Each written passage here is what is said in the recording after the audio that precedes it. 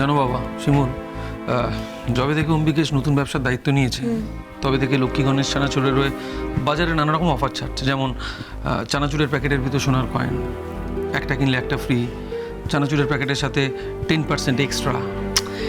মানুষ এখন লক্ষ্মী গণেশ চানাচুর ছাড়া অন্য কোনো চানাচুর কিনতেই চাইছে না, অন্য কোনো চানাচুর টেস্টও করতে চাইছে না। বুঝতে পেরেছি, ঠিক আছে, কাল থেকে আমিও মাঠে নামবো, তোমাদের সঙ্গে আমিও চানাচুর বিক্রি করতে যাবো। আর কি করবো বলো তো, প্রত্যেকটা বাড়িতে বাড়িতে গিয়ে বিক্রি করবো, ঠিক যেরকমভাবে আচার মশলা এগুলো বিক্রি করে সেরকমভাবে। আর আমাদের সঙ্গে তো আরো 4জন ছেলে রয়েছে, আমরা যদি প্রত্যেকে একটা করে প্যাকেটও বিক্রি করতে পারি তাহলে তো মানে কি বলো কাকু? হ্যাঁ, সেটা তো নিশ্চয়ই। এই তো চাই, এটাই তো শুনতে চাই। তবে একটা ব্যাপারে খুব সতর্ক থাকতে হবে। ওই অম্বিকেশ যে কি ভয়ঙ্কর, ও যদি একবার টের পেয়ে যায় তাহলে আমাদের সমস্ত উদ্যোগটাকে ভেঙে ফেলার জন্য পাগল হয়ে উঠবে। কিন্তু কাকু, তোমার শিমুলও তো বিনা যদি 1 ইঞ্চি জমিও ছাড়বার পাত্রী নয়। অম্বিকেশ নন্দী চাল চালবে তো চালুক না, একের পর এক চাল চালুক, আমিও শান্ত হয়ে বসবো না। দেখো না কাল কি হয়। শিমু, সত্যি কথা বলতে কি আজকের পর না একদম উৎসাহ হারিয়ে ফেলেছিলাম, কিন্তু কিন্তু এখন মনে জোর পাচ্ছি। চিন্তা করো না কাকু, আমরা সবাই একটা পরিবার, একসঙ্গে আছি, কেউ ক্ষতি করতে পারবে না, স্বয়ং ঈশ্বর রয়েছেন আমাদের সাথে।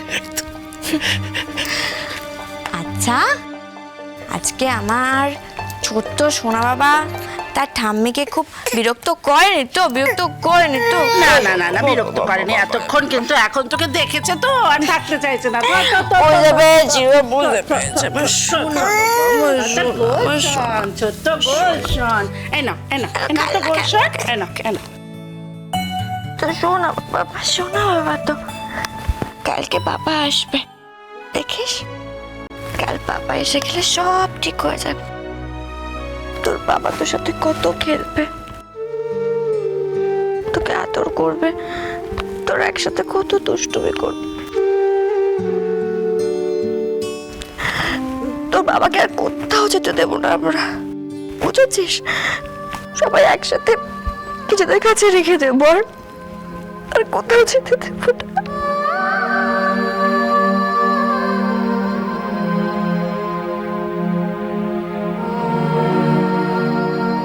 শিমুল, শিমুল, ওকে দাও, এসো শোনো বাবা, ওকে দাও, চল আমরা, হ্যাঁ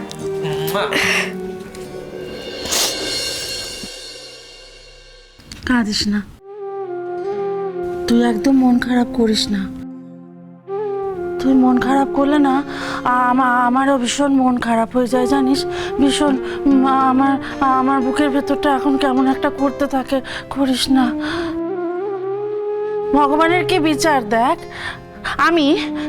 আমি একদিন তোকে কত অপমান করেছি, তোকে কত কত কত খারাপ খারাপ কথা বলেছি, আর এখন আমি তোর দিকেই চেয়ে বসে আছি।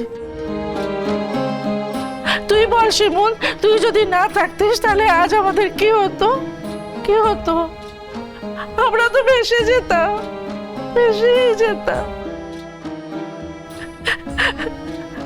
আসলে কি বলতো, আমি তো খুব বোকা, আমি কিচ্ছু বুঝি না। তুই আমার গুলশানকে এত ভালোবাসিস, আমি বুঝতেই পারিনি। আই শান্তিপ্রিয়া সেন খালি চেয়েছি তোদের দুজনকে ছাড়িয়ে দিতে। এত বোকা যে নিজের লোককে বিশ্বাস না করে পরের লোককে বিশ্বাস করেছি, ঠকে গেছি। ওই পচা অম্বিকেশ আর ওই ব্যাড বেবি পল্লবী, ওরা দুজন একেবারে পথে বসিয়ে দিয়েছে। বেশ হয়েছে, আমার ভুলেই তো এসব হয়েছে, তাই জন্য ভগবান আমাকেই শাস্তি দিচ্ছে। বেশ হয়েছে। মা, কি বলছো বলো তো? কেঁদো না তুমি, একদম দেখি একদম কাঁদবে না। আর তুমি কোনো ভুল করোনি মা।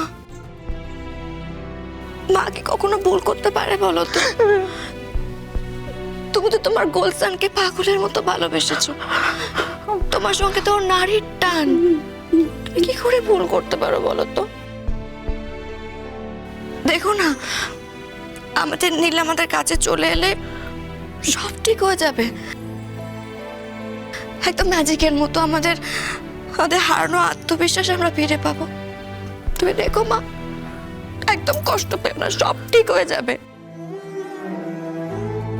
আমরা যা যা হারিয়েছি সব ফিরে পাবো। আর এই অম্বিকেশ নন্দীকেও তার যোগ্য জায়গাটা আমরা দেখিয়ে দেব। কি শান্তি, কি বলেছিল তোমার এই চালাচোর বুড়ো মনে আছে?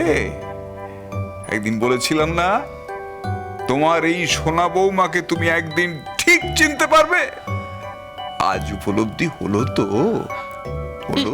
স্টপ স্টপ চালাচুর বুড়ো, একদম স্টপ। কে বলেছে? কে বলেছে ও আমার সোনা বৌমা? কে বলেছে? হ্যাঁ, কে বলেছে ও আমার সোনা বৌমা? ও তো আমার সোনার মেয়ে, গোল বেবি।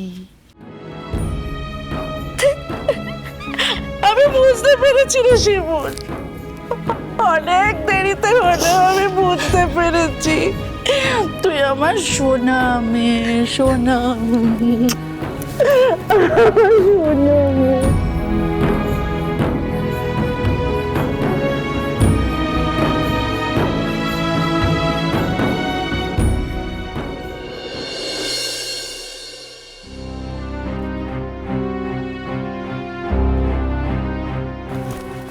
দাঁড়িয়ে যাও, দাঁড়িয়ে যাও। আচ্ছা শোনো, বলছি যে আমরা এখান থেকে ভাগ হয়ে যাই, বিভিন্ন দিকে যাই। আর যেরকমভাবে বলেছি সেরকমভাবে আমরা সবাইকে অ্যাপ্রোচ করে বলবো যে চানাচুরটা কেনার জন্য। কাকু, তোমাকে যেতে হবে না, তুমি বরঞ্চ এখানেই কোনো একটা ছায়া দেখে দাঁড়াও, ওয়েট করো। হ্যাঁ শিমুল একদম ঠিক বলেছে বাবা, তুমি এখানে। আচ্ছা শিমুল, বলছিলাম যে আমাদের স্ট্র্যাটেজিটা কী হবে একবার বলে দাও না। হ্যাঁ শোনো, তোমরাও ভালো করে শোনো। হ্যাঁ আচ্ছা শোনো, আমরা প্রথমে সবাইকে বলবো যে আমাদের চানাচুরটা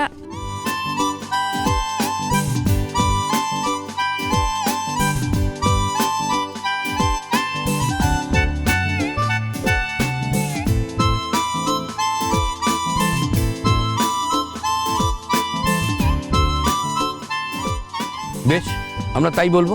হ্যাঁ, আর আমি নীলের পন্থা নেব। নীল থাকলে যেরকম করতো আমি ঠিক সেটাই করব। সেটা আবার কি? সারপ্রাইজ, আমি এসে তোমাদের বলবো, ঠিক আছে? চলো আমরা দেরি করব না, আসি। হ্যাঁ তুমি কিন্তু রেস্ট নেবে, এখানে ছায়া দাঁড়াও, ঠিক আছে?